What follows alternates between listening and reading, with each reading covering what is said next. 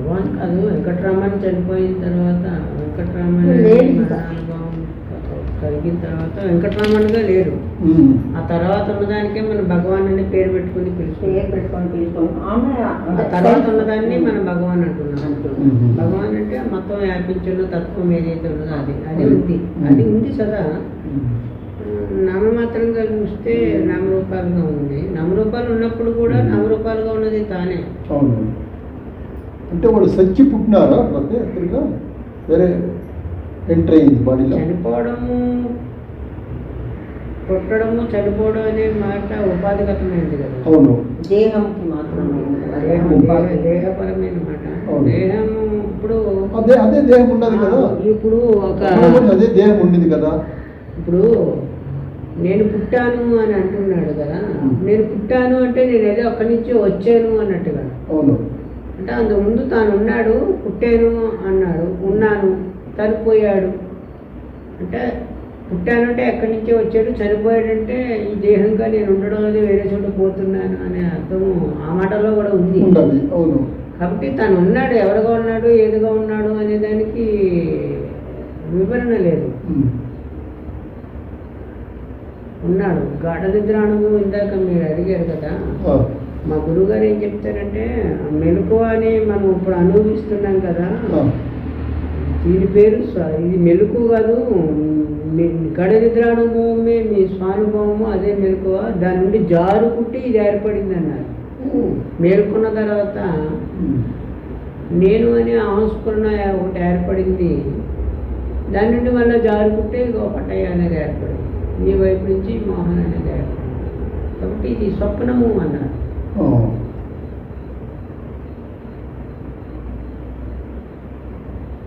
ఇది స్వప్నం అయితే అది మెలకువ అవుతుంది. గాఢ నిద్ర అనుభవం ఉంది కదా. గాఢ నిద్ర కాదు, గాఢ నిద్ర అనుభవం. గాఢ నిద్రలో నేను లేనని చెప్పడు, నాకేం తెలియడం లేదని చెప్తారు. నాకేం తెలియడం లేదనడం అర్థం వేరు, నేను లేనని చెప్పడం వేరు. నేను లేనని చెప్పడం పూర్తిగా విరుద్ధము. నేను లేనని చెప్పడం వీలుపడదు. కానీ నాకు తెలియడం లేదని చెప్పచ్చు. నేను తెలియడం లేదని చెప్పడం అనేది ఎలా ఉంది అనేది గురుగారు ఒక ఉదాహరణతో చెప్పారు. ఆ గదిలో ఎవరున్నారు అంటే ఆ గదిలో ఎవరు లేరని చెప్పాడట తాను వెళ్ళి. ఎవరు లేరని చెప్పడాన్ని తాను ఉన్నాడు కదా అంటున్నారు. కాబట్టి గాఢ నిద్రలో ఎవరు లేరని ఎవరు చెబుతున్నారు? నాకేం తెలియడం లేదని మీకు ఎట్లా తెలిసింది? కాబట్టి మీకేమీ తెలియడం లేదనే తెలివేదో ఒకటి ఉంది. అది తన స్వరూపం అని చెప్పచ్చు. మేల్కొన్న తర్వాత అది కూడా అక్కడ అవసరం లేదు. అవసరము అవకాశము లేని తాను, అవసరము అవకాశముగా ఉన్న తాను.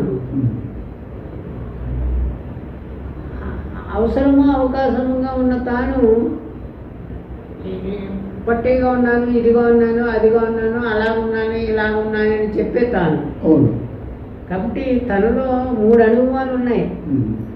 ఏమీ అవసరమో అవకాశము లేని అనుభవం ఉంటుంది, అవసరము అవకాశము ఉన్న అనుభవం ఉంటుంది, నేనున్నాను అనే అనుభవం ఉంటుంది కదా స్వానుభవంలో. అది అవసరమో అవకాశం ఉంది కానీ మీరేమీ మాట్లాడకుండా, ఉలకకుండా, పలకకుండా ఉండొచ్చు.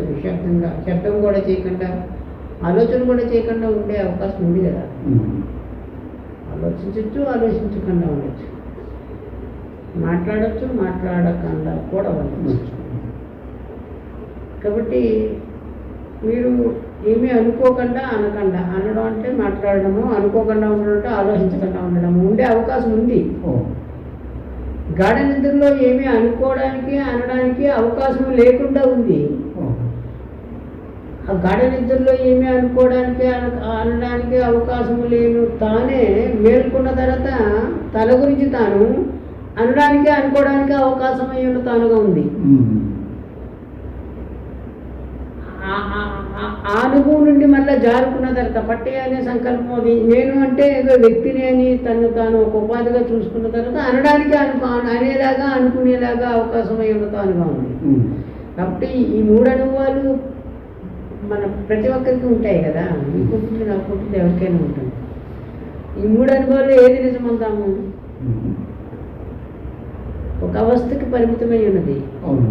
పట్టయ్య అని అనడానికి కానీ, పట్టయ్యని మాత్రమే నేను అని అనుకోవడానికి కానీ, అనుకోవచ్చు, అనొచ్చు, అభ్యంతరం ఏమి ఉండదు. ఎందుకంటే పట్టయ్య ఉన్నది కూడా తానే కాబట్టి. అవును. కానీ ఇది ఒక అవస్థకే పరిమితమయ్యిందే. నిద్రపోతే పట్టయ్య ఇక్కడే పడి ఉంటాడు. మళ్ళీ ఇంకో సూక్ష్మ శరీరాన్ని ఇంకొక దేన్నో సృష్టించుకుని, ఇంకొక లోకాన్ని సృష్టించుకుని, ఇంకొక అనుభవాన్ని అనిపిస్తున్నాడే. మళ్ళా మేల్కొన్న తర్వాత దాన్ని వదిలేస్తున్నాడు. గాఢ నిద్ర అనుభవం మళ్ళీ ఇంకొకటి అసలు నాకేం తెలియలేదు, నిద్ర పట్టేసింది అంటాడే.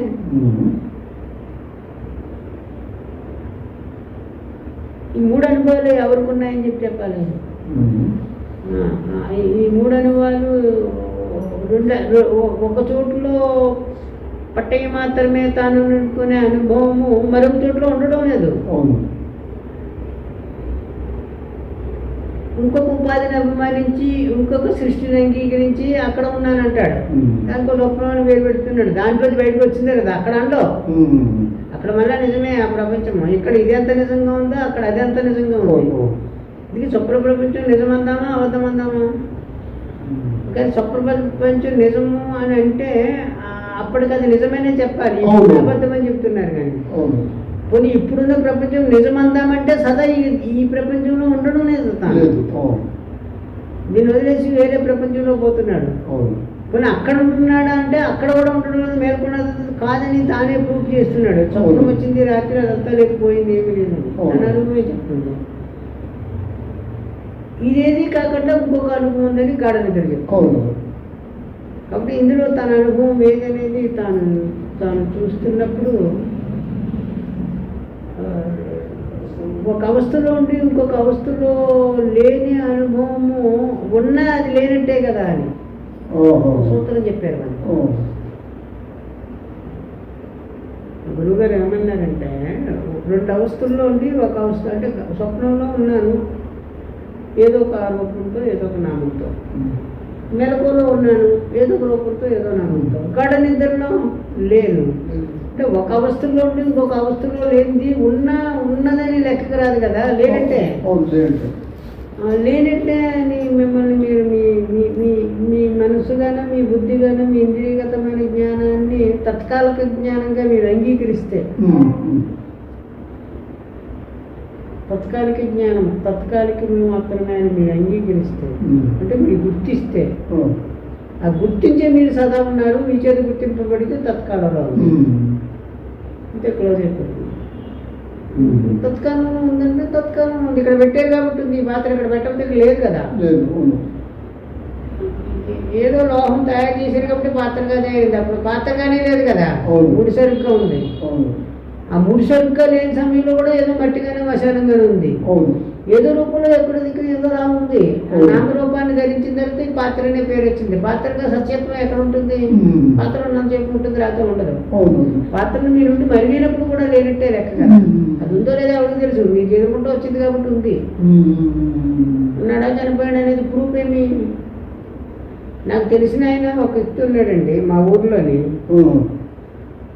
నాతో క్లోజ్ బాగా మాట్లాడతాడు, సన్నిహితంగా ఉన్నాడు. ఆయన ఉన్నాడని అనుకుంటున్నాను నేను. కానీ తీరా మా ఊరు వెళ్ళిన తర్వాత మీకు తెలియదు ఆయన చనిపోయాడు అన్నారు. ఏమైపోయాడు ఎందుకని? నేను ఉన్నాడు అనుకుంటున్నాను. అంటే నా భావంలో ఉన్నట్టు లెక్క. వాస్తవానికి విచారిస్తే లేనని వాళ్ళు చెబుతున్నారు. ఇప్పుడు ఉండడం నిజమా, లేకపోవడం నిజమా? అంటే మీరు ఆయన దగ్గర మాట్లాడేటప్పుడు ఆయన ఉన్నాడా? ఆయన చనిపోయింది. నేను మామ మేము క్లోజ్గా ఉన్న వ్యక్తులే కదా, ఆయన నాకు తెలుసు. చనిపోయిన విషయం తెలీదు, ఎవరు ఇన్ఫర్మేషన్ ఇవ్వలేదు. నేను సడన్గా వెళ్ళాను, బాగా వ్యక్తి ఏడని అడిగాను. మీకు తెలియదు ఆయన చనిపోయారు కదండి అన్నాడు. అదేంటి చనిపోయారా అనుకున్నాము. ఇందుకు ఏమైపోయినట్టే నేను అంటే నా భావనలో ఉన్నట్టే. వాళ్ళు చనిపోయారనే మాట అంగీకరించిన తర్వాత శరీరాన్ని విడిచిపెట్టాడని చెప్పేసి మళ్ళీ బుద్ధి నచ్చ చెప్పుకుందనమాట. అదే లేరని.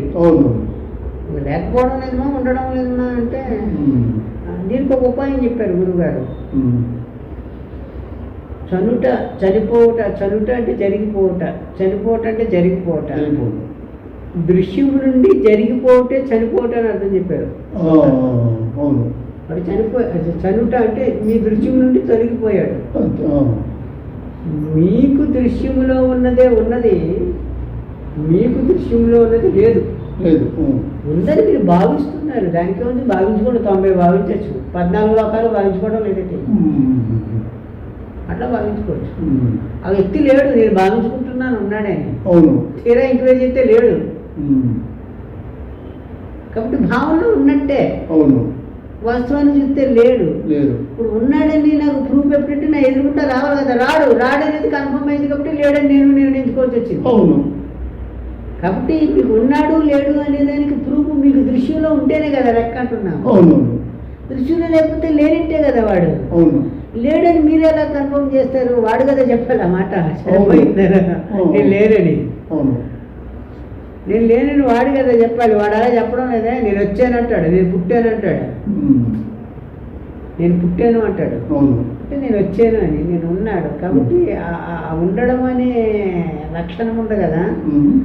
ఉన్నాను ఉన్నాను ఉన్నాను ఉన్నాను అనే లక్షణం ఉంది కదా. ఆ ఉన్నాను అనేది నామవాచకం అనమాట, క్రియావాచకం కాదు. ఆ ఉన్నాను అనే అనుభవాన్ని ఉన్నానుగానే అనుభవించడం అనేది పట్టయ్యగా ఉన్నానని అనిపిస్తే పట్టయ్య అయిపోయాడు అనమాట, అంతే. ఉన్నాను అనే అనుభవం ఉంటుంది మీ దగ్గర, అది ఎక్కడికి పోదు, చెడని పదార్థం. కానీ మోహనగా ఉన్నానంటే మోహన అయిపోతారు మీరు, పరిమితం అయిపోయాడు. పట్టయ్యగా ఉన్నానంటే పట్టయ్య అయిపోయాడు. ఆ ఉన్నాననే అనుభవం ఈక్వల్గా ఉంది, సమంగా, అందులో భేదం లేదు. చీమగా ఉన్నానంటే చీమ అయిపోయింది, ఏనుగుగా ఉన్నానంటే ఏనుగైంది. ఏది నిజమందం? అప్పటికి అది నిజమే, తనను తాను అలాగా చూసుకుంటుంది కాబట్టి. అప్పటికి అది నిజము, సదా ఉండలేదు కాబట్టి తత్కాలిక సత్యం అన్నాడు. తత్కాలిక సత్యం అంటే పోయింది కదా, కాకపోతే క్లోజ్ అయిపోయినట్టు కదా. సదా ఉండడం లేదని అంగీకరిస్తే సత్యం. వేదాంతం అంటే ఇంకంతకు మించి ఏమీ లేదు. నిజం చెప్పారంటే ఈ సదా అనేది మీకు కనిపించేది, వినిపించేది, అనిపించేది తత్కాలిక లక్షణం అని గుర్తించడమే. మీచే చూడబడేదంతా తత్కాలంలో మీచే చూడబడుతుంది. మీకు తెలియబడేదంతా తత్కాలంలో మీకు తెలియబడుతుందని మీరు గుర్తించడమే జ్ఞానం అనేదానికి అర్థం. కేవలం గుర్తించేవారు ఉంటే గుర్తింపబడేది ఉంటుంది. ఇది గుర్తింపబడుతుంది. గుర్తించేవారు ఒకరు ఉన్నారు కాబట్టి ఇది గుర్తింపబడుతుంది. గుర్తింపబడుతుంది. ఇది కూడా గుర్తింపబడుతుంది.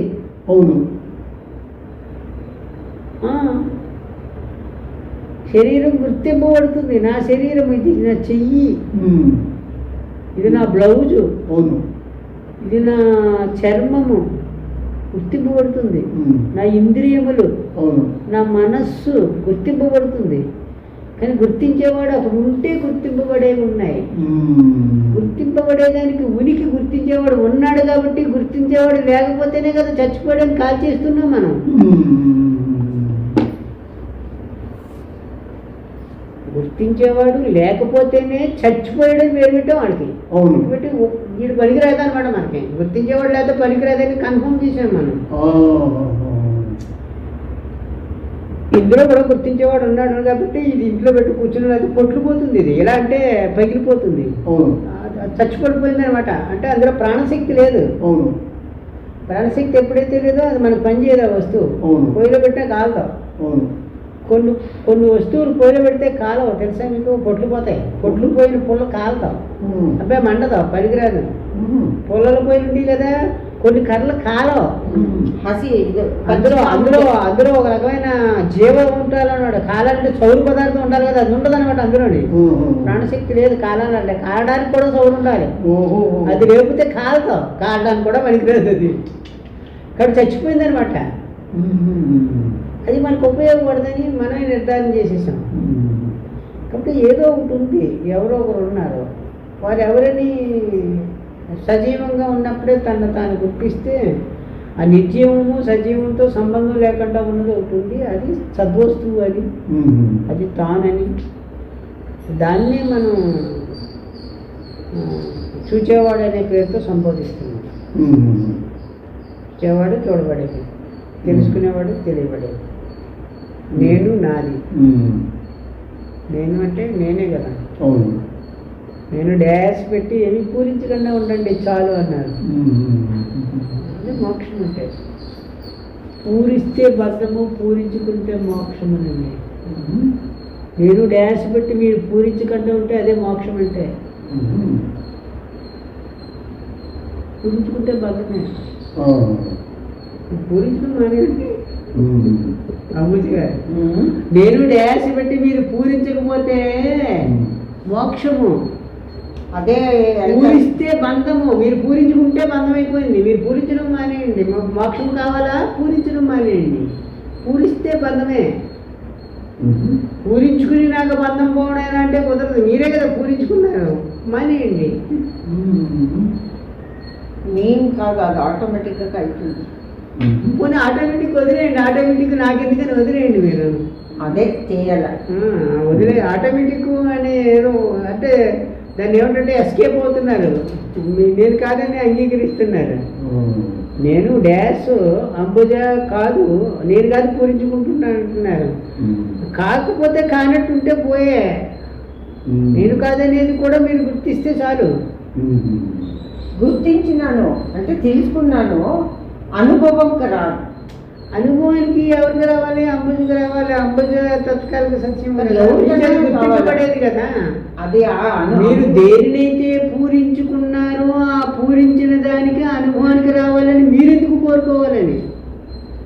పూరించకుండా ఉంటే మోక్షము అనే మాటని మీరు అంగీకరిస్తే అనుభవానికి రావాలని కోరుకునేది పూరింపబడింది. మీరు పూరించుకోకపోతే మోక్షమే. మీకేం చేయక్కర్లేదు, అనుకొని అనుభవానికి రావాలి అని చెప్పేది అనుకునేది పూరింపబడిన దానికి సంబంధించిన మాట. అది అంటే అంబుజకి సంబంధం పట్టింది. అనుభవం రావాలని కోరుకుంటున్నారు. వస్తేనే పూరింపబడిన దానికి వస్తుంది సందేహం. అనుభవం వచ్చింది ఉండదు, అనుకుని ఉంటేనే ఉంటుంది. మీకు అది అలా ఉందా? మేము గురువాక్యం నమ్మాము, ఉండాము అంతే. ఎలా ఉంటామంటే ఉండడమే అంతే. ప్రశ్న పుట్టదు. ఉందో లేదో దేవుడికి ఎరక. గురువు చెప్పారు కాబట్టి దాన్ని అంగీకరించాము, విశ్వసించాము, నమ్మాము.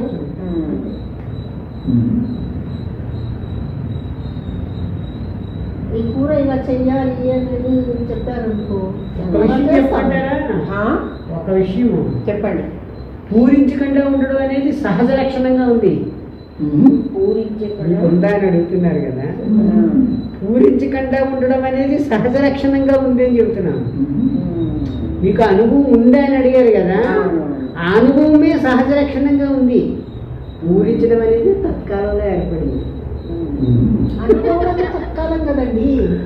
అనుకోవడం అనుకోకుంటే ఏం లేదు కదా. పూరించడం అనేది తత్కాలంలో. పూరించేది అంటే వాళ్ళు పూరించడం అంటే గ్యాప్. అదే మీరు డ్యాష్లో మీరు మిమ్మల్ని మోహన్ అనుకుంటే మోహన్ అయిపోతారు. ఇప్పుడు ಮೋಹನ್ ಅಂತ ಸ್ಟಾರ್ಟ್ ಮಾಡಿದ್ರೆ ಅವಾಗ ಏನು ಅನಿಸುತ್ತೆ ನಿಮಗೆ? ಮೋಹನ್ ಅಲ್ಲ, ನೇನು ಅಂತ. ನೇನು ಅಂದ್ಕೊಂಡು ಸ್ಟಾಪ್ ಮಾಡಬೇಕು. ಡ್ಯಾಶ್ ನೇನು ಅಂದಮೇಲೆ ಇನ್ನೇನು ಬರಬಾರ್ದು. That is our original form, name, everything. ನೇನು ಮೋಹನ್ ಅಂತ ನಮ್ಮ ಮನಸ್ಸಿಗೆ ಬಂದುಬಿಡುತ್ತೆ. ಅಂಬುಜ ಅಂತ ಅವಾಗ ಬಂದಿರುತ್ತೆ. ಏನಾಗುತ್ತೆ? We feel we are away from that ನೇನು. ನೇನಿಂದ ನಾವು ದೂರ ಇದ್ದೀವಿ ಅಂತ ಇದ್ದೀವಿ. ಆಕ್ಚುಲ್ ಆಗಿ ಅವ್ರು ಹೇಳೋದು ನೇನು ಅನ್ನೋ. ನಿನ್ನೆ ನಾನು ಒಂದು ಎಕ್ಸಾಂಪಲ್ ಕೊಟ್ಟನಲ್ಲ, ಈಗ ಈ ರೂಮಲ್ಲಿ ಎಲ್ಲ ಇದೆ, ಈ ಬ್ಯಾಗು ಅದು ಇದು ಎಲ್ಲ ಇದು ಫುಲ್ ಅಂದ್ರೆ ಕೊಳಕಾಗಿದೆ ಅಂತ. ಕಸ ಎಲ್ಲ ಹೊರಗಡೆ ಹಾಕಿದ್ರೆ ಎಲ್ಲ ಫುಲ್ಲು ಇದಿರುತ್ತೆ, ಸ್ಪೇಸ್ ಇದೆ. ಸೊ ಸ್ಪೇಸ್ ಹೊರಗಡೆಯಿಂದ ಬಂತ? ನಾವೇನಾದ್ರೂ ತಗೊಂಡ್ ಬಂದ್ವಾ? ಇಲ್ಲ. Space always, space is there as space. So that space is ನೇನು. ನಾವು ಇದನ್ನೆಲ್ಲ ತುಂಬಿಬಿಟ್ಟು ಹಾಗಿದೆ ಹೀಗಿದೆ ಅಂದ್ಕೊಳ್ತೀವಿ ಅಂತ ಅನ್ಕೊಳ್ತೀವಿ. ಅದೇ ಅವ್ರು ಇವೆಲ್ಲ ಇದ್ದಾಗಲೂ ಸ್ಪೇಸ್ ಇದೆ, ಇದ್ದಾಗ್ಲೂ ಸ್ಪೇಸ್ ಇದೆ, ತೆಗೆದಾಗಲೂ ಸ್ಪೇಸ್ ಇದೆ. ಇರೋದೇ ಸ್ಪೇಸ್, ಇರೋದೇ ನೇನು. ಇವೆಲ್ಲ ಬಂದಿದ್ದು ಅದನ್ನೇ ಅವ್ರು ಹೇಳೋದು, ಎಡಂಗ చూడండి ಅಂತ ಹೇಳ್ತಾರೆ ಇವ್ರು ಯಾವಾಗಲೂ. మిమ్మల్ని మీరు ఎడంగా పెట్టుకొని అన్నిటినీ చూడండి ಅಂತ. ಅಂದ್ರೆ ಈಗ ನಾನು ಅಂಬುಜ, ಬರೀ ನಾನು ಅಂಬುಜ ಅಲ್ಲ, మోహన్ను నానే, పట్టయ్య గురువును నానే, అది ತಾನೇ, అంతా నేనే, అది తానే నానే, అది ತಾನೇ నేను. నేనే ಅಂದ್ರೆ నేనే ಎಲ್ಲರೂ ನಾನೇ ಅಂತ ನಾವು ಅಂದುಕೊಂಡ್ರೆ ಏನಾಗುತ್ತೆ, ಎಲ್ಲ ನಾನೇ ಅಂತ ನಾವು ನೋಡ್ತೀವಿ ಅದನ್ನ. That Sakshi will observe it. ಈಗ ನಾನು ಅಂಬುಜನ್ನು ನೋಡ್ತಿದ್ದೀನಿ, ಗುರುನು ನೋಡ್ತಿದ್ದೀನಿ, ಅವ್ರನ್ನು ನೋಡ್ತಿದ್ದೀನಿ, ನಿಮ್ಮನ್ನು ನೋಡ್ತಿರೋದು ಯಾರು ನೋಡ್ತಿರೋದು? ಸಾಕ್ಷಿ. ಅದು ಸಾಕ್ಷಿ ಯಾವಾಗಲೂ ಇದೆ. అదే అదంతా నిండుకొని ఉంది, సాక్షి స్పేస్ నిండుకొని ಚೆನ್ನಾಗಿ ವಿಡಿಯೋ ನಿಮಗೆ ಕಳಿಸ್ತೀನಿ, ಕೇಳಿ. ಕಳಿಸಿದ್ದೀನಾ? ನಾವಿರೋದು ಅಂತರಿಕ್ಷ ಅನ್ನೋ ಗರ್ಭದಲ್ಲಿ. ನಾವೆಲ್ಲರೂ ಇರೋದು ಅಂತರಿಕ್ಷ ಅನ್ನೋ ಗರ್ಭದಲ್ಲಿ. ಅಂತರಿಕ್ಷನೇ ಸದ್ಗುರು, ಅಂತರಿಕ್ಷನೇ నేను, ಸೆಲ್ಫು ಎಲ್ಲ. ಬಿಕಾಸ್ ಅದೇ ನಾವು ಹುಟ್ಟಿದಾಗ್ಲಿಂದ ಸರ್ವಾಂತರ್ಯಾಮಿ ದೇವರು ಅಂತಾನೆ ಅನ್ಕೊಳ್ತಿದೀವಲ್ಲ. ಆ ಸರ್ವಾಂತರ್ಯಾಮಿಗೆ ఈ అంబుజి గారి ఇల్లు అని చెప్పుకుంటున్నాం. ఆ పక్క ఇల్లు మా ఇల్లు అని అంటారు కదా. అంబుజి గారు ఇంతవరకు మా ఇల్లు అని చెప్తున్నారు, ఇది మన ఇల్లు అంటే అని చెప్పారు. ఆ పక్కన ఇంకొక ఇల్లు ఉంది కదా, అది మా ఇల్లు అని అన్నారు. అంటారా? అన్నారు. అంటే అది గొడవ పడతారు కదా. ఈ పక్క ఇంకొక ఇల్లు ఉంది, అది కూడా మంది కాదు. ఇంతవరకు మంది అని చెప్పుకున్నాం కదా. మందే, ఊరికే పరీక్షాపులు చెప్తున్నాం. మందా కదా తర్వాత అనుకుంటుంది కదా, ఇది అనుకోవడం వరకు అనుకుంటున్నారు కదా. మనదే అనుకున్నారు కాబట్టి ఇంటికి సంబంధించిన వస్తువులు కూడా తనవే. అంతే కదా. మరి ఆ అద్దు దాటిన తర్వాత తంద కాదు మరలా. సరే, ఇక్కడ దాకా చూసుకుందాం. ఇంకా అద్దు దాటిన తర్వాత ఎలాగా కాదనుకున్నారు కాబట్టి ఈ సరౌండర్లో వెళ్తుంటే అంత తనదే, సందేహం ఏమీ లేదు. తనదే అంటే పోయి నాదే అనుకుందాము. నాదే, ఈ కుర్చీ నాదే, ఈ బల్ల నాదే, ఈ బాత్రూమ్ నాదే, ఈ గోడలు నావే. నేనే సృష్టించుకున్నాను కదా ఇదంతా అని. నా డబ్బులు ఖర్చు పెట్టి నేను మేస్త్రిని తీసుకొచ్చి కట్టించి చేసి చెందాను కాబట్టి నా యొక్క సృష్టిలో భాగమే ఇదంతా నాదే. ఇంత నిర్మాణము చేయడానికి, ఉండడానికి స్పేస్గా ఒకటి ఉంటుందే కదా. మనం ఇదంతా చేయడం కుదిరింది స్పేస్. మరి ఈ సరౌండర్లో ఉన్నది పైకి ఎన్ని అంతస్తులు పోవడానికన్నా ఏదో గవర్నమెంట్ పర్మిషన్ ఎన్ని ఉంటుంది అన్నిటి దాకా మీకు అడ్డే ఉండదు. మళ్ళా పైకి పెట్టుకుంటా పోవచ్చు. ఆ స్పేస్ వరకు ఎవరు అభ్యంతరం పెట్టడం లేదు. పక్కకైతే అభ్యంతరం పెడతాడు, నా దాంట్లోకి వచ్చేస్తున్నాను గొడవ పెడతాడు. పైదానికి కూడా ఏదో లిమిట్ ఉంటుంది. ఆ లిమిట్ దాకా మనకు అభ్యంతరాలు ఏముంటావు. కాబట్టి మీదని మనం దేన్నైతే ఆక్యుపై చేస్తున్నాం అంటే తనదని భావిస్తున్నాడో అందులో స్పేస్ కూడా ఉంది, అది కూడా తనదే. కానీ తనదని ఎందుకు అడగడం లేదు? ఊరికే నాకు చిన్న సందేహం వచ్చి అడుగుతున్నాడు మిమ్మల్ని. ఈ వస్తువు నాది అన్నప్పుడు, ఈ టేబుల్ నాది అన్నప్పుడు, ఈ ఖర్చు నాది అన్నప్పుడు, ఈ మధ్యలో స్పేస్ కూడా నాదే కదా. కట్టక ముందు ఖాళీ ఉంది కదా, ఆ ఖాళీ నేను ఎందుకు అనుకోవడం లేదు? ఖాళీయే ఉంది, మొత్తం ఖాళీయే ఉంది. ఇప్పుడు స్పేస్గా పెట్టుకున్నప్పుడు, వస్తువులుగా చెప్పుకున్నప్పుడు అభ్యంతరం చెప్పారు. స్పేస్ మీద అనుకోవడానికి స్పేస్ అభ్యంతరం చేయడం లేదు మీకు. ఏదైతే మీకు అభ్యంతరం చేయడానికి అవసరమో అవకాశమో లేదో అది మీ సొంతం చేసుకుంటే, మీదిగా చేసుకుంటే మొత్తం మీదే కదా అవుతుంది. స్పేస్ ఎక్కడుంటే అది మీదే అవుతుంది. మీదే అని మీరు గుర్తిస్తే అది మీరే కూడా అవుతారు. అదొక రెండో సూత్రం. అది ఇది నాదే అని నేను గుర్తించినప్పుడు నేనే అవుతాను. అది నేను లేకుండా నా వస్తువు ఉండదు. నా వస్తువు ఉందంటే నేను ఉంటేనే అక్కడ వస్తువు ఉంటుంది. నేను అనేది ప్రాణము, ప్రాణానికి ఆధారమైనటువంటి ఉనికి అని కదా చెప్తున్నాను. ప్రాణం అనుకోండి, నేనంటే ప్రాణం అనుకుందాం, మనకు అందుబాటులోకి వచ్చింది కాబట్టి. ప్రాణం ఉంటేనే వస్తువు ఉంది. ఇంతకు ముందు చెప్పుకున్నాం కదా. ప్రాణం లేకపోతే ఉనికి లేదు వస్తువుకి. ప్రాణముగా ఉన్నదంతా మనం అంగీకరిస్తున్నాము.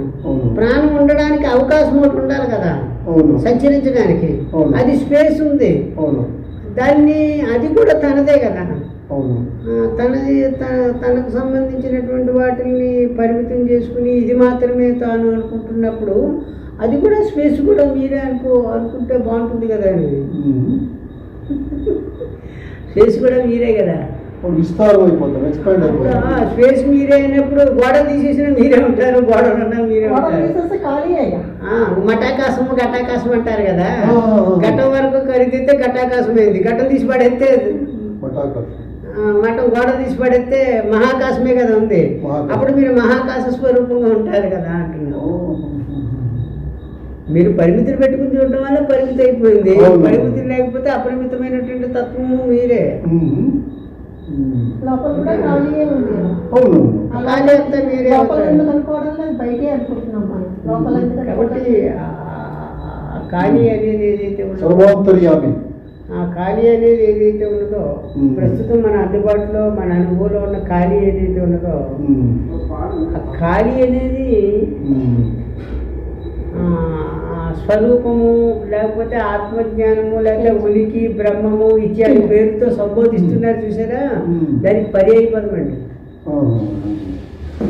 స్పేస్ అనేది దానికి పర్యాయ పదం. అంగీకరిస్తారా? అంగీకరిస్తారా? ఓకే, అయిపోయింది. అంగీకరిస్తే అయిపోయినట్టే, మీ అకౌంట్ క్లోజ్. మీకు నేను అని మిమ్మల్ని మీరు సంబోధించుకునేదానికి పర్యాయ పదం స్పేస్. స్పేస్ అనేది మీకు పర్యాయ పదం. నేను ఎట్లా ఉన్నాను? స్పేస్ గా ఉన్నాను. నేనంటేనే స్పేస్ గా ఉంది, ఉండాలి. స్పేస్ గా ఉండే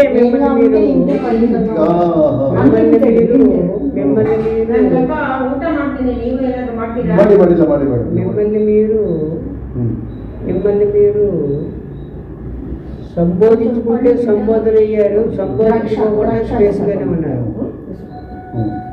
విన్నారా ఈ మాట? మిమ్మల్ని మీరు సంబోధించుకుంటే సంబోధనగా ఉన్నారు, సంబోధించుకోకుండా అంటే స్పేస్ గానే ఉన్నారు. మిమ్మల్ని మీరు దేనితోటి పోల్చుకోకుండా ఉంటే స్పేస్ గానే ఉన్నారు. పోల్చుకుంటే పోల్చుకున్న వస్తువుగా ఉన్నారు. మీరు మనసుతో పోల్చుకుంటే మనసు అయిపోతారు, ఇంద్రియములతో పోల్చుకుంటే ఇంద్రియం మీద అయిపోయారు. అసలు మీరు పోల్చుకోవడం మానేస్తే స్పేస్ గానే ఉంటారు.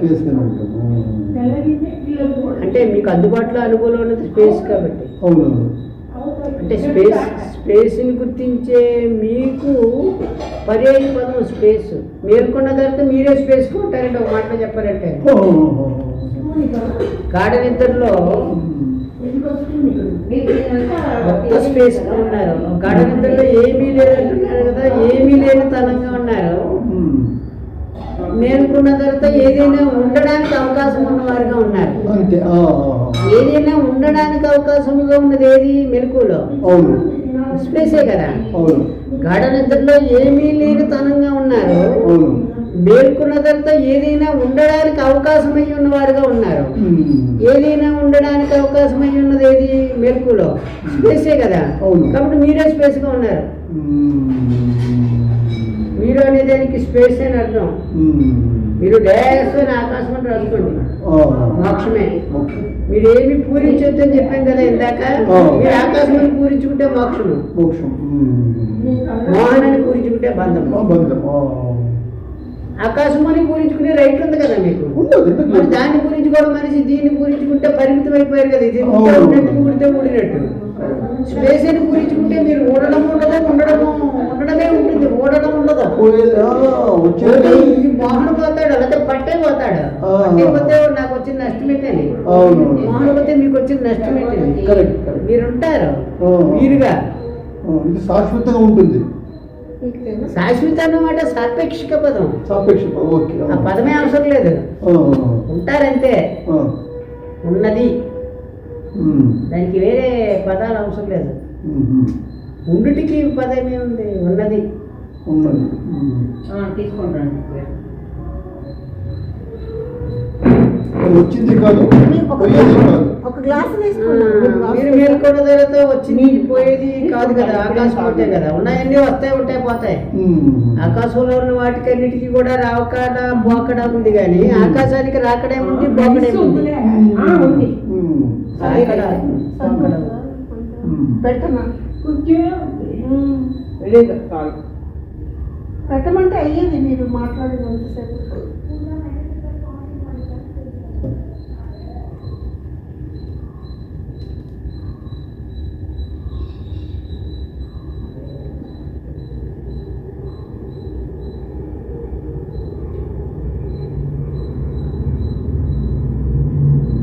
ఈ గురువు అనుగ్రహం అవుతే దానికి టైం ఉండదు, తెలిసిపోతుంది. అనుగ్రహం అనేది ఏమిది పదం చూస్తున్నారు కదా.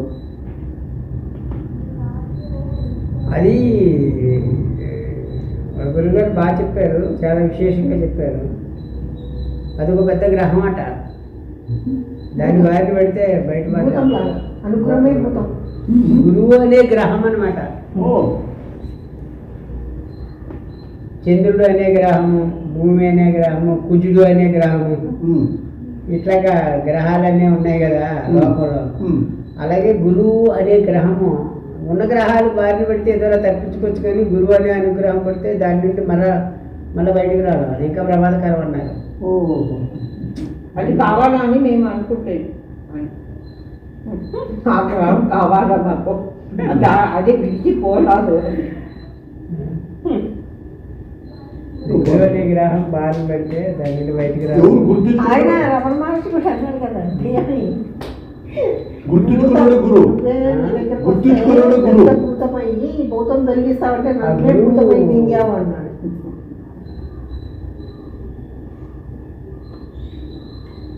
రెండో వ్యక్తి లేదు అన్నప్పుడు ಅದೇನೆ ಅವ್ರು ಹೇಳೋದಷ್ಟೇ. ಗುರು ನಮ್ಗಿಂತಲೂ ಸಪರೇಟ್ ಅಂದ್ರೆ ಆ ಪ್ರಶ್ನೆ ಬರುತ್ತು. ಗುರು ಸಪರೇಟ್ ಇಲ್ಲ, ನೀನೇ ಗುರು ನೀನೇ ಎಲ್ಲ ಶಿಷ್ಯ ಅಂದ್ರೆ ಏನು ಅಂತ.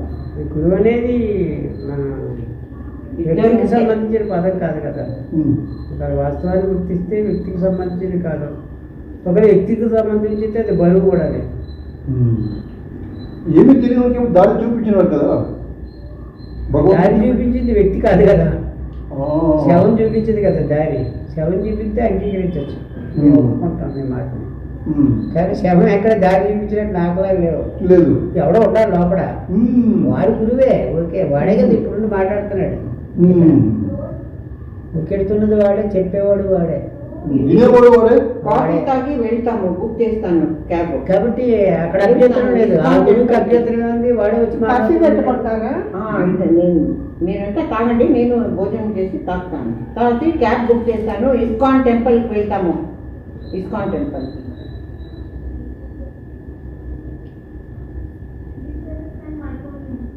పాలు పెట్టానా? పాలు పెట్టాలా? వేడి చేయాలా? కాఫీ కలుపుతావా? పెడతాను. టీ పెట్టు. కాఫీ కాఫీ కాఫీ మీరు కాఫీ తాగుతారో టీ తాగుతారో ఏమన్నా చేయండి, మాకేమి లేదు. నేను కాఫీ తాగుతాను. కాఫీ తాగుతాము అందరము. మేము మధ్యాహ్నం టీ కావాలా? అలా కాదు, తను కాఫీ తాగుతానంటారు. మీరు ఎంత తాగుతారో చెప్పండి, మీకు అది పెట్టిస్తాము. మీ చాలు చెప్పాలి కదా. మేము అదే తాగుతాము. ఒకే ఐటమ్ అయితే ప్రాబ్లం ఉండదు. వాళ్ళిద్దరు కాఫీ తాగుతారు, మీరు ఇద్దరు కాఫీ కలుపుకొని మేము ముగ్గురం టీ తాగుతాము. ఓకేనా? మీరు కూడా కాఫీ తాగుతారా? రెండు మిక్స్ చేసి తాగు, ఏదో ఒకటి తాగు. ఏదో ఒకటి అదే వాళ్ళిద్దరు కాఫీ రాసుకుంటారు, మనం టీ నాకు సొంతంగా ఇది కావాలని లేదు, ఇది ఉంటే అదే. ఓకే, దాంట్లో సంతోషం. ఉంది, టైం ఉంది. ఎలా అంటే ఇది కావాలి అంటే ప్రాబ్లం, వద్దు అంటేనూ ప్రాబ్లం. ఎందుకు వచ్చింది అంతే నేను చెప్పుకున్నాం కదా. మా గురువు గారు కావాలని కానీ వద్దని కానీ వాళ్ళ డిక్షనరీలో లేదు. సరే లేకపోతే సరే, అంతే. టీ ఇచ్చినా సరే, కాఫీ ఇచ్చినా సరే, లేకపోయినా సరే ఇంకా సరే, ఇంకా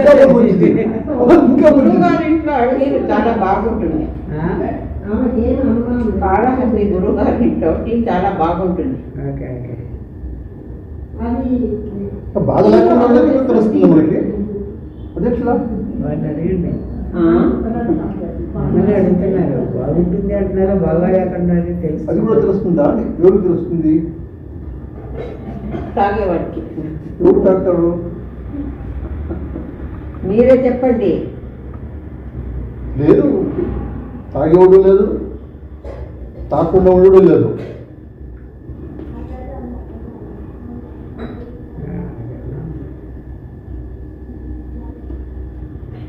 ఈ అవస్థాత్రయము అధ్యారోపణ చేసి చెప్తా ఉండాలా, అలా ఉండాలా, లేనే లేదా? నాకు అధ్యారోపణం అనే పదానికి అర్థం తెలియదు. అంటే లేకుండా ఉండేది అనుకొని ఆమెడికి తోచి పారేస్తుంది. అదేమో తెలుసుకునే కోసము చేసిండే ఒక ఉపాయం. ಉಪಾಯ ಹೆಂಗೆ? ನೀವು ನಿದ್ದೆ ಮಾಡ್ತೀರಲ್ವಾ, ನಿದ್ದೆ ಮಾಡ್ತೀರೋ ಹೋಗ್ತಾನೆ. ಈಗ ಎಚ್ಚರದಲ್ಲಿ ಹೇಳ್ತಾ ಇದ್ದೀರಿ ನೀವು, ನಿಮ್ಗೆ ಗೊತ್ತಾಯ್ತು ನಿದ್ದೆ ಮಾಡ್ತಿದ್ದೀರಿ ಅಂತ? ಅರಿ ಕನಸು ಕಾಣುವಾಗ ನೀವು ಎದ್ದಾಗ ಈಗ ನೀವು ಮಾಡ್ಕೊಂಡಿದ್ದೀರಾ, ಕನಸು ಬೀಳುತ್ತೆ. ನಾವಿಬ್ರು ಮೀಟಿಂಗ್ ಮಾಡ್ತಿದ್ದೀವಿ ಅಂತ ಕನಸು ಬೀಳುತ್ತೆ. ಅದೆಲ್ಲಾನು ನೀವು ನೋಡ್ತೀರಾ, ಆದ್ರೂ ಅನುಭವಿಸ್ತೀರಾ, ಕನಸಿನಲ್ಲಿ ಅನುಭವಿಸ್ತೀರಾ. ಎದ್ದಾಗ ನಿಮ್ಗೆ ಗೊತ್ತಾಗುತ್ತಲ್ವಾ? ಎದ್ದಾಗ ಕನಸಲ್ಲಿದ್ದೆ ಅಂತ ಗೊತ್ತಾಗುತ್ತೆ. ಒಂದು ಅವಸ್ಥೆ ಇನ್ನೊಂದು ಅವಸ್ಥೆ ಬಗ್ಗೆ ನಮ್ಗೆ ಹೆಂಗ್ ಹೇಳ್ತಿದೀವಿ? ಅವಸ್ಥೆ ಆಗಿದೆ, ಹೆಂಗ್ ಹೇಳ್ತೀವಿ ಅಂದ್ರೆ ಕನಸು ಜ್ಞಾಪಕ ಇದೆ ಅಲ್ವಾ? ಆಯಾ ಅವಸ್ಥೆ ಬಗ್ಗೆ ಮಾತಾಡಬೇಕು. ಈಗ ಬರೀ ಎಚ್ಚರದ ಬಗ್ಗೆ ಮಾತಾಡಬೇಕು. ಈ ಕನಸು ಬಗ್ಗೆ ನಿದ್ದೆ ಬಗ್ಗೆ ಮಾತಾಡಕ್ಕೆ ನಮ್ಗೆ ಅಧಿಕಾರವೇ ಇಲ್ಲ. ಯಾಕಿಲ್ಲ ಅಂದ್ರೆ ಅವಸ್ಥೆ ಬಗ್ಗೆ ಏನ್ ಹೇಳಿದ್ರು ಸರಿ ಅಲ್ಲ. ಸರಿ ಅಲ್ಲ ಕನಸು ಬಿದ್ದಿದ್ದು ನಿಜ, ಗಾಢ ನಿದ್ರೆನಲ್ಲಿ ಅದು ನಿಜ, ಕನಸು ನಿಜ. ಅಲ್ಲರಿ ನಾನು ಹೇಳೋದು ಕೇಳಿ, ಗಾಢ ನಿದ್ರೆನಲ್ಲಿ ನಮ್ಗೆ ಏನೇನು ಗೊತ್ತಿರಲ್ಲ. ಈಗ ಮಾತ್ರ ಏನ್ ಗೊತ್ತಿದೆ? ಈಗ ನಮ್ಗೆ ನೋಡ್ತಾ ಇದ್ದೀವಲ್ಲ ಇದನ್ನ. ಏನ್ ನೋಡ್ತಾ ಇದೀವಿ? ಈಗ ನೀವೇನ್ ತಿಂತಿದ್ದೀರ? ಅದು ಏನು? ಅದೇನೋ ತಿಂತಿದ್ದೀರಲ್ಲ, ಅದೇನೆ ಕನಸು ಅದೇ, ಇದು ಅದೇ.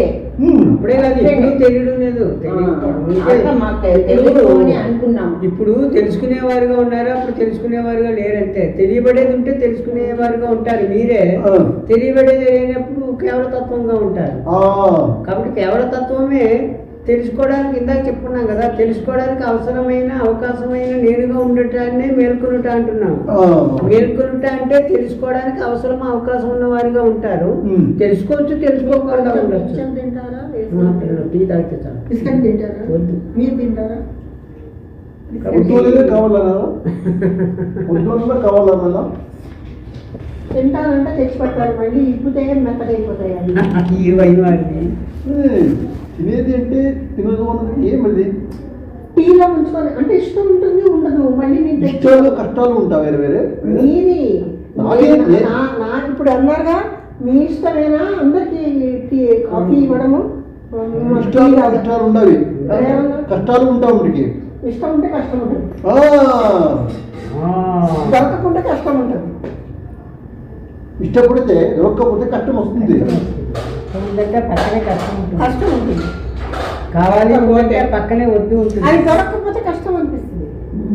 దానికి ఇష్టము లేదు, కష్టము లేదు, ఏది వస్తే అది స్వీకరించాలి అంతే. కాబట్టి మీరు ఇవ్వాలనుకుంటే ఇచ్చేయండి స్వేచ్ఛగా. వచ్చింది కాబట్టి అడిగాను అంతే. ఎందుకు సరే మేము పెడతాము. అడిగేది ఎందుకంటే వేస్ట్ కారాదు. వేస్ట్ అనేది లేదు అసలు సృష్టిలో. సృష్టిలో వేస్ట్ ఏముండదు.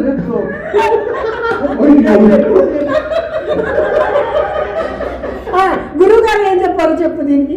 వేస్ట్ అనేది లేదని చెప్పారు. దీనికి మంచి కూడా అది చెప్తా. ఉండదండి సృష్టిలో. ఆయన ఏం చెప్పారు? మీరు మనకి వేస్ట్ ఇడ్లీ మనకు ఉపయోగపడడం లేదని దానికి వేస్ట్ అని పేరు పెట్టాము. మనకు ఉపయోగపడలేనంత మాత్రం చేత అది వేస్ట్ అని మనం ఎట్లా చెప్తాము? 10 ప్యాకెట్లు ఇడ్లీ తెచ్చారంట గురువు గారు తినేసి హోటల్ నుంచి. 10 ప్యాకెట్లు పార్సల్. దానికి నేను అడిగారంట. చెప్పండి రోజుగా వేస్ట్ అవుతుంది, ఎందుకు తెచ్చారు, ఎవరు తింటారు? ఏంటి వేస్ట్ కాదు. వేస్ట్ అనేది చాలా సందర్భాల్లో పట్టయ్య గురువు గారిని ఆశ్రయించిన తర్వాత పట్టయ్య వేస్ట్ అనే పదాన్ని వాడేవాడు ఎక్కువగా. వేస్ట్ ఏముంది లేదే అన్నారు. ఆ గదిలో ఎఫ్ఎం రేడియో పాడుతుంది కదా, కట్టేయమంటారా? వేస్ట్ కదా. వేస్ట్ అమ్మ నాన్న ఉన్నారు కదా, వింటారన్నారు. వేస్ట్ లేదన్నారు. ఫ్యాన్ కట్టేయమంటారా? వేస్ట్గా తిరుగుతుంది కదా. ఫ్యాన్ ఉండేవండి, అక్కడ అమ్మ నాన్న ఫోటో ఉంది కదా, ఫ్యాన్ ఉండేవండి అన్నారు. ఆ వేస్ట్ అనేది లేదన్నారు. అది నేను వాడు చెప్పేది విన్నాను. ఫోటోలో ఉండేవారు అదంతా వినేది, అది ఎలా చెప్తారు అని. కాబట్టి గురువు గారి లెక్కల్లో వేస్ట్ అనేది లేదు. కాదు ఇప్పుడు ఫోటో ఉంది, అమ్మగారు ఫ్యాన్ అంతా అంటే అది మాకు అది ఫోటో కదా, అది వాళ్ళు ఏం కదా వారికి ఇది ఏమి యూజ్ కాదు, వేస్ట్ అని అనుకున్నాను నేను. ఇది కూడా ఫోటోయే కదా, మీరున్నారు కాబట్టి ఈ ఫోటోకి విలువ వచ్చింది. కానీ ఇప్పుడు కూడా ఫోటోవే, మీరున్నారు కాబట్టి ఈ ఫోటోకి విలువ వచ్చింది. ఈ ఫోటోని మేము సత్కరిస్తున్నాం, గౌరవిస్తున్నాం, పూజిస్తున్నాం మీరు ఉండడం వల్ల. మీరే లేకపోతే ఫోటోకి విలువ లేదు. కాబట్టి మీరుంటేనే ఫోటోకి విలువ. మిమ్మల్ని ఫోటో అనుకుంటే ఫోటో, కాదనుకుంటే మీరంటే మీరే. మీరు సదా ఉంటారు కదా, ఆయన ఉండొచ్చు ఆ ఉండకపోవచ్చు. ఫోటో పోయిన వాళ్ళకి మనం పూజలు చేస్తున్నాం, నైవేద్యం పెడతాము, సంవత్సరం అవన్నీ పెడతాం కదా. వాళ్ళు తింటారని పెడతాము, ఉన్నారని పెడుతున్నాం. అంటే పోయినా కూడా ఉన్నదన్న విశ్వాసం. పోయినా కూడా ఉన్నారని సంవత్సరం చేస్తాంగా. దీనికి ఒక కథ ఉంది. గురువుగారు చెప్పిన మాట ఒకటి ఉంది. గురువుగారు భార్య చనిపోయారు కదా, గురుగారి శిష్యుల్లో ఒక ఆయన గయలో వెళ్ళి పిండ ప్రదానం చేస్తే ఇంక చేయవలసిన అవసరం లేదు, వాళ్ళు తెలిసిన వారికి అందరికీ చేసుకుంటారు. వారు గయ వెళ్ళారు. వారు అయ్యా నేను గయలో ఉన్నాను, తమ వారి పేరు చెప్పండి, వారికి పిండ ప్రదానం చేస్తాను అని అడిగారు గురువుగారి. అమ్మగారి పేరు చెప్పండి, అమ్మగారి పేరు చెప్పమని అడిగారు. వారికి పిండ ప్రదానం చేయవలసిన అవసరం లేదు అన్నారు. ఎందుకంటే వారు చనిపోలేదు, నా లెక్కలో బతికే ఉన్నారన్నారు. మీరు పిండ ప్రదానం చేస్తాను అంటే నేను చనిపోయినట్టు అంగీకరించినట్టు కదా అన్నారు. కాబట్టి వద్దన్నారు. కాబట్టి వ్యక్తిగా లేరు, తత్వంగా ఉన్నారు కదా. కాబట్టి తత్వంగా తాను ఎప్పుడు ఉంటాడు, ఉంటే కదా మాట్లాడుకున్నాము. వ్యక్తిగా ఉండొచ్చు, పోవచ్చు. కాబట్టి వ్యక్తిగా చూసుకున్నప్పుడు రాకడా పోకడా ఉంటుంది. కానీ తత్వంగా చూసుకున్నప్పుడు ఉన్నవారుగానే ఉంటారు కదా సదా. తత్వం ఉంటేనే దీనికి గౌరవం. ఇప్పుడు మీరు ఇంత స్వేచ్ఛగా హాయిగా ఆనందంగా మాట్లాడుకోవడానికి కారణము తత్వత ఎవడో ఒకడు ఉన్నాడు కాబట్టి. వాడే లేకపోతే శమం అయిపోయింది కదా. ఎవడో పరిస్థితి ఇంట్లో కూడా పెట్టుకోరు, అతను గెంటేస్తారు. పట్టి కానీ గౌరవించారు అంటే గౌరవం పట్టయ్య కాదు, పట్టయ్య వెనకాల ఎవడో ఉన్నాడు కాబట్టి. ఆయనకు ప్రాణం పోయిన తర్వాత కూడా మేము ఇచ్చుకుంటే అప్పుడు మేము అంగీకరిస్తాం ఈ గౌరవాన్ని. కాబట్టి ఉత్తత్త గౌరవం కదా ఇది. అసురుడు ఉంటే అసురుడికి గౌరవం అంతా. వాడినే మనం గౌరవిస్తున్నాం, ప్రేమిస్తున్నాం, పూజిస్తున్నాం. వీడిని కాదు, వీడిని వాడు వాడు వాడు శ్వాస అయిపోతే బయటికి గెట్టేస్తున్నాం కదా మనమే. ఒక్క పూట కూడా ఉంచుకోం ఇంట్లోని. లేదు కదా. అంటే మనం ఎవరిని చూస్తున్నాం, లోపల ఉన్నవాడినే కదా ఇప్పుడు కూడా చూసేది. వాడినే సత్కరిస్తున్నాం, వాడినే పూజిస్తున్నాం, వాడితోనే మాట్లాడిస్తున్నాం, వాడితోనే ఆనందిస్తున్నాము. పోయేదేముంది. బ్రెడ్ కూడా తీసుకుంటున్నారా?